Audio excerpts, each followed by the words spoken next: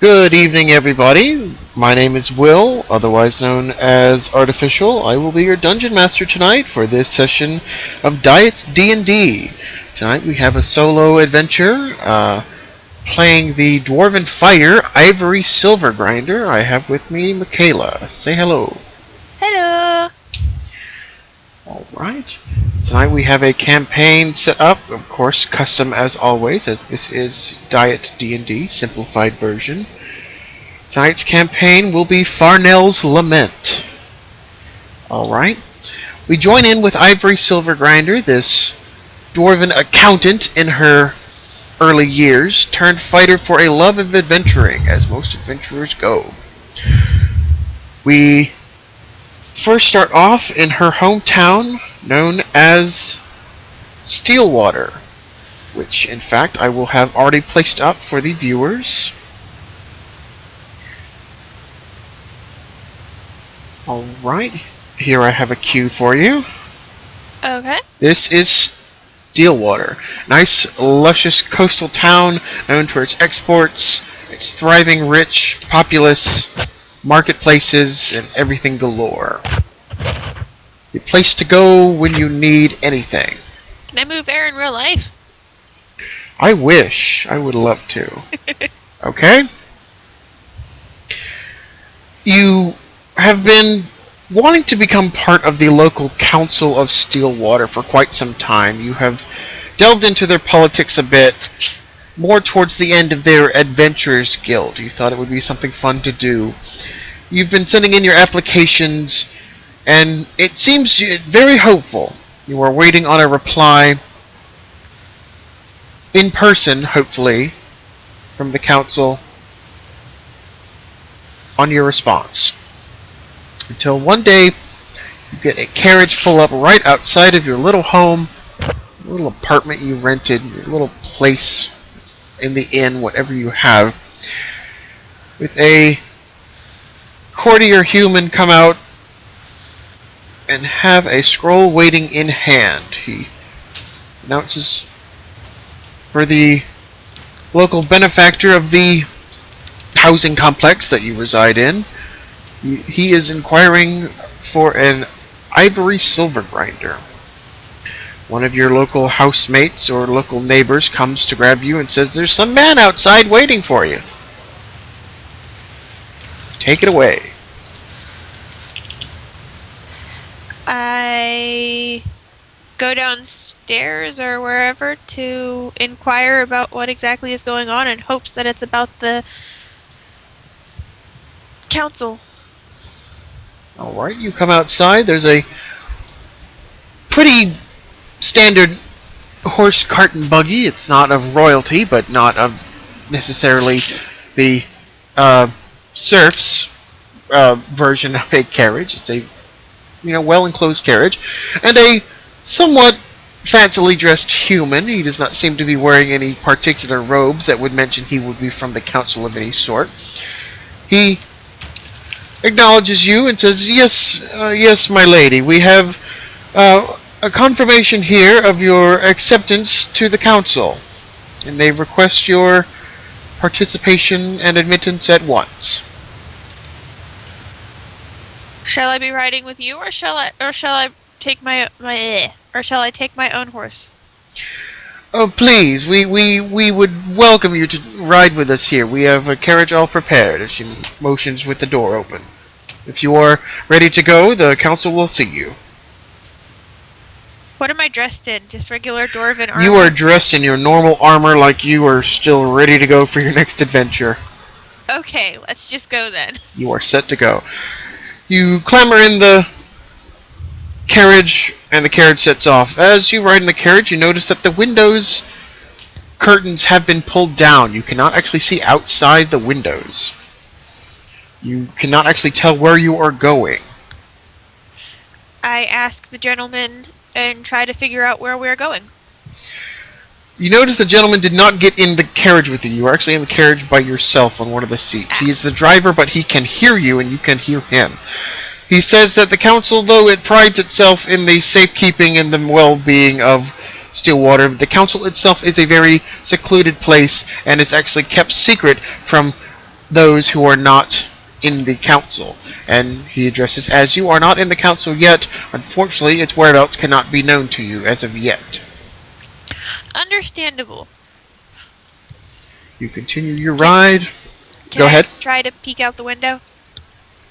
You try to peel back what is this curtain in the way, but you have seen that these curtains have been actually nailed to the sides, and actually you cannot peek around without trying to cut the curtains open, which you probably expect wouldn't be really good reputation-wise if you were to try to do so.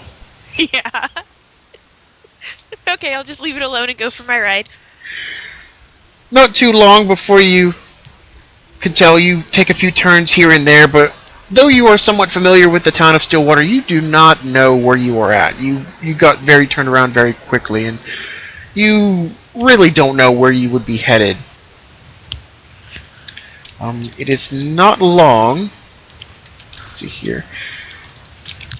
Before you arrive, and the council pulls to a halt.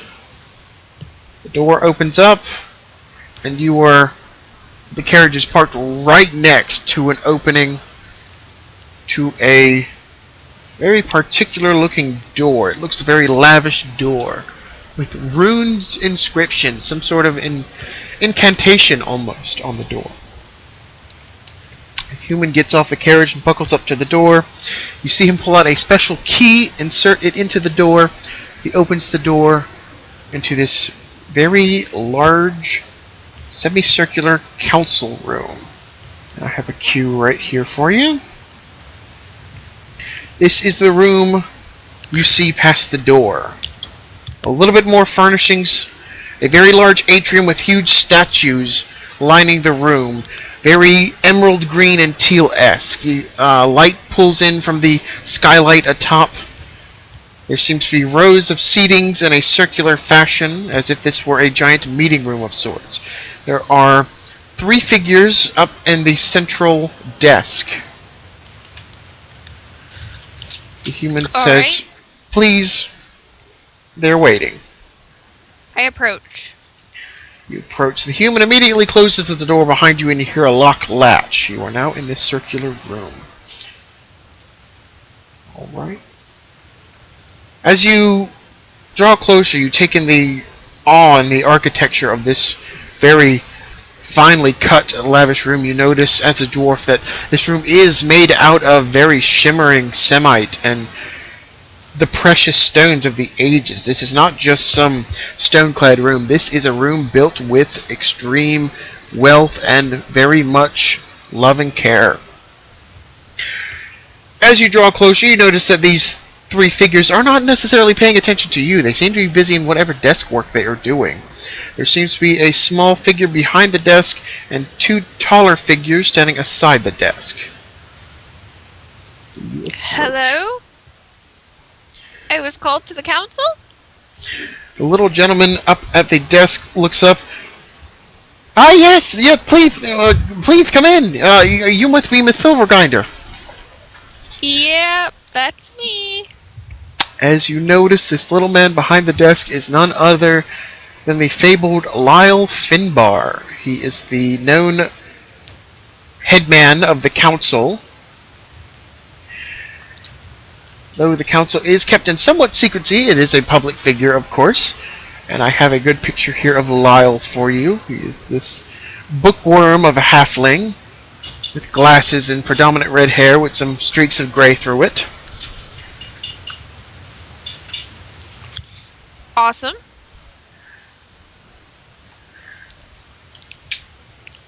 Can I shake his hand? Before you shake his hand, you take notice of the other 2 figures as you draw close to the desk.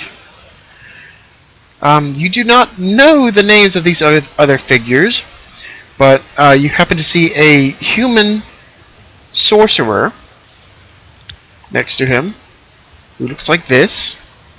A lady with long silver hair, dressed in somewhat black and silver shimmering armor. She appears to have a sword to her side. Very fancily dressed in layered leather armor. Alright. And next to her, you also see very Unknowingly, this throws you off a drow. Looks as such. Very pale-ish skin for a drow, but you know for a fact this is a drow.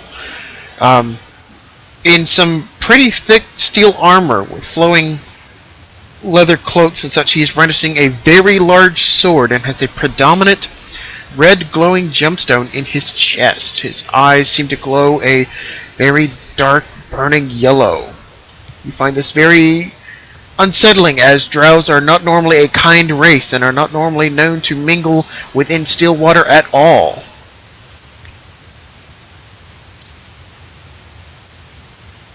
Okay. I try to keep my cool. He seemed to just acknowledge you. Yes, sorry, Miss Silvergrinder, may I call you? The halfling stands up from his Ivory's desk. fine. Well, yes, Miss Ivory, we have received your applications here. The halfling begins looking over a lot of mess of paper through his desk. You can notice his desk is cluttered to pieces. And we see that you were trying to apply for the Adventurers Guild, is that correct? Yes, sir. Alright, we see your resume here.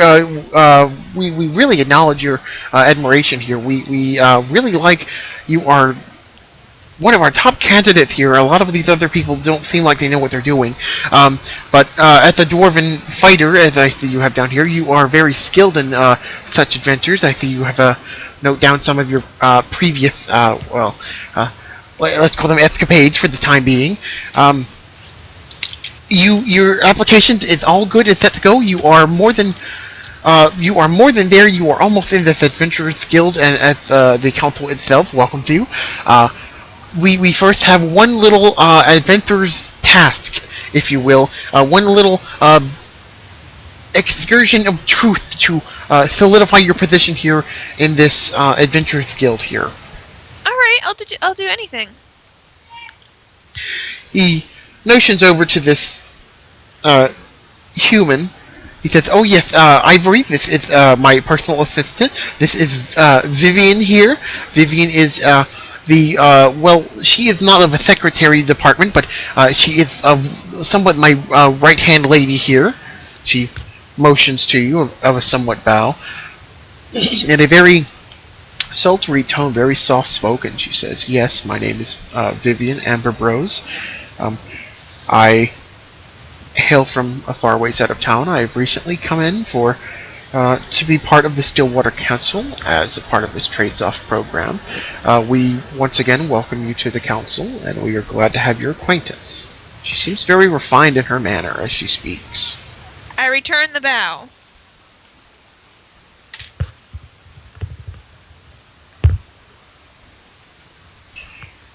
And you notice this drow off to the side does not seem very interested in anything. His posture is very different from these two these two business and very formal occupants you've just met. This drow has his arms crossed. He kind of has a slump in his posture, like he really is not supposed to be here kind of deal. You see him give a very nastily scoff and roll his eyes at you.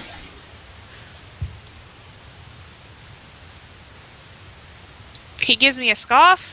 Yes, he kind of rolls his eyes at you as if someone would be like, "Oh, not you," kind of mood. Does not give off a very pleasing vibe. Do I know him? Roll a d20 to see if you have ever seen this or known of this drow.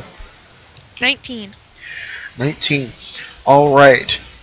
Then it finally hits you. Drows are not normally a race known for their kind, good acts or their, populace in very crowded cities. They are more or less the goblin reputation, if you will. Not a very kind reputation between the drow races. But upon noticing that this particular red gemstone, you notice that this is a drow of storybook legend you were told as a child. This is the I must cut us short. Dinner is ready. I'll return in probably 20 minutes. Oh no! Alright. Well, we'll put a pause and we will continue back when you get back. Alright.